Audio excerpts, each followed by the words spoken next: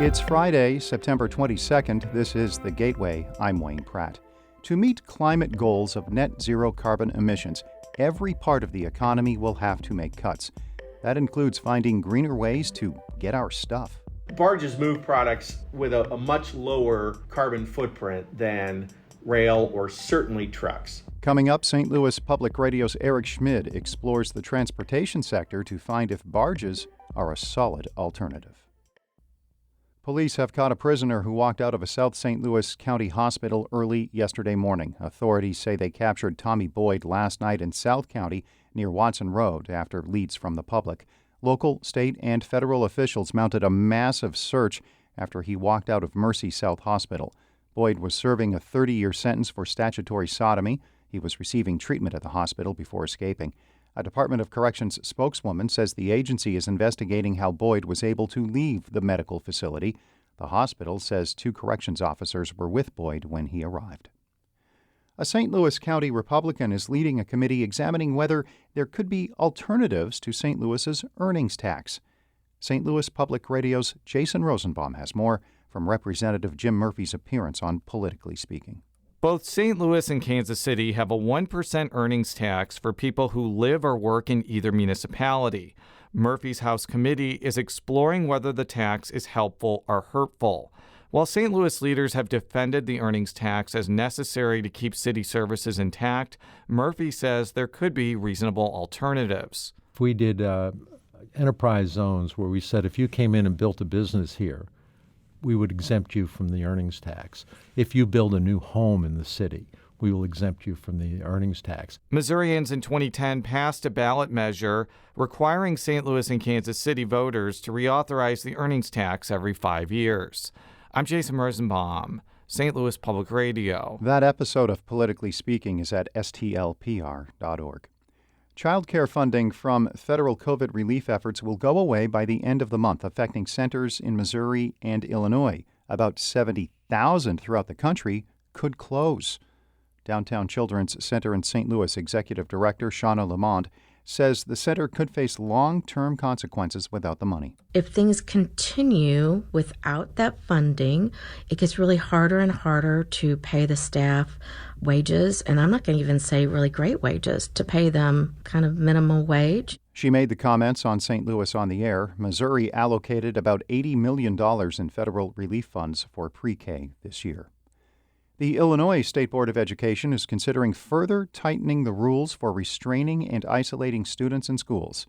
Reporter Nareda Moreno has more. A working group is proposing new changes after lawmakers restricted these practices in 2021. The goal now is to clarify the rules around isolation and restraint that dictate the types of rooms that can be used. Here's Brian Metcalf, the state's director of student care. Having these guidelines that have required ceiling heights would naturally exclude the use of things like closets for restraint and timeout. The state is also proposing a mediation process to resolve concerns early on and wants to make clear that laying students in a prone position is now prohibited in any setting. That's reporter Nareda Moreno. A federal disaster declaration has been approved for more than 30 Missouri counties following severe weather in July and August. That includes Crawford, St. Genevieve, Iron, and Madison counties. Governor Mike Parson's approved request includes more than $14 million in expenses already identified. The declaration clears the way for federal aid to repair roads, bridges, and reimbursement for emergency response and recovery costs. The Missouri Historical Society is collecting artifacts from the Greater Ville neighborhood and the Mill Creek Valley area in St. Louis. Historians want to preserve and showcase much of the area's Black history in upcoming exhibitions. St. Louis Public Radio's Andrea Henderson reports. The Historical Society wants to highlight the historic Black neighborhoods to share their stories with people across the region. Historians are exploring different institutions, the people who lived there, and Black-owned businesses that once served the area. Cecily Hunter is a historian with the Society who is collecting information on the Greater Ville. Things that we might not think are important because we use them in our daily life Those are the types of items that speak to the day-to-day experiences, and those are important stories that we continue to want to make sure that live on beyond the generation that existed in that community. Hunter says it's vital that local institutions highlight Black history to expose people to the experiences of the city's Black communities. I'm Andrea Henderson, St. Louis Public Radio. Another pro soccer team could be in the works for St. Louis. City SC Chief Executive Officer Carolyn Kindle says a squad in the National Women's Soccer League is on the ownership group's radar.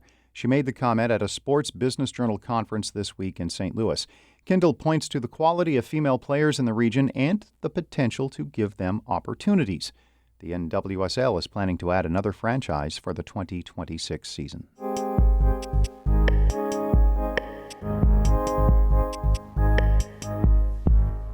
The Mississippi River is a transportation powerhouse. Some 60% of U.S. grain exports float down the waterway, along with plenty of soybeans. Much of the infrastructure that supports barge shipping needs updating. St. Louis Public Radio's Eric Schmid reports this has some wondering if those investments are worthwhile given how climate change is affecting the Mississippi. On a recent sunny day near Granite City, a towboat slowly maneuvers 15 barges tied together down the Mississippi. The whole vessel is about a quarter-mile long, and the barges are filled with either animal feed or oil products. But barges can move a lot of other goods, too. Rubber, scrap metal, resin for polymers like paints, varnishes, glues. Paul Rohde is the Midwest Region Vice President for the Waterways Council, an organization that advocates for barge transportation. It's all about capacity. He says it would take more than 1,000 semi-trucks to carry the same load as 15 barges. Barges move products with a much lower carbon footprint than rail, or certainly trucks. Rohde cites a Texas A&M study from 2022 that finds overall the carbon footprint of barge shipping is 9 times smaller than trucking, and it's about half that of rail, which is why Rohde says we need to ship more things by barge. But Olivia Dorothy with American Rivers isn't as sure. She says that system-wide analysis of emissions misses the nuances of moving goods on different waterways. Just like cars, you've got different fuel economies and emissions when you drive in the city versus when you drive on the highway. And we believe that's the same thing for our rivers. These are important distinctions, Dorothy says, because the Mississippi River changes a lot. For example, going downriver here near St. Louis, it's the last place where barges go through a lock and dam. The lock is like an elevator. Barges going downstream come in and are lowered to the water level in front of the dam.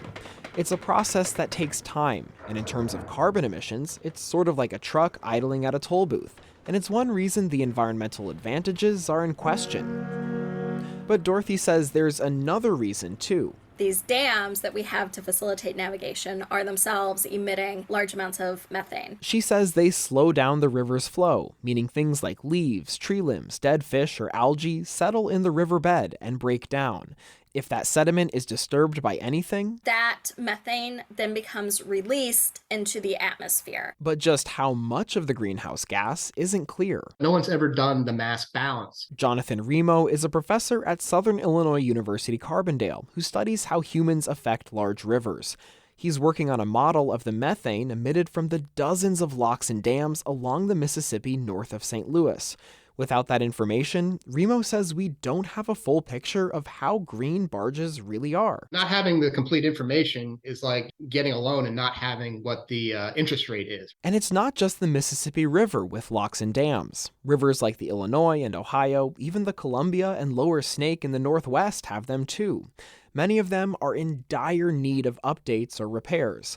The federal government is spending billions of dollars on infrastructure for ports and waterways to keep these transportation systems running. Remo says he hopes his research will be a tool to help manage our rivers and other countries that may want to develop their rivers like we have here in the United States and have a whole cost accounting of what that could potentially mean for their greenhouse gas footprint. He says it's a way to know with more certainty if barges are a solid climate solution for the shipping industry. I'm Eric Schmid, St. Louis Public Radio. Our Brian Moline edited that report. The Gateway is a production of St. Louis Public Radio, a listener-supported service of the University of Missouri St. Louis. Music by Ryan McNeely of Adult Fur. I'm Wayne Pratt.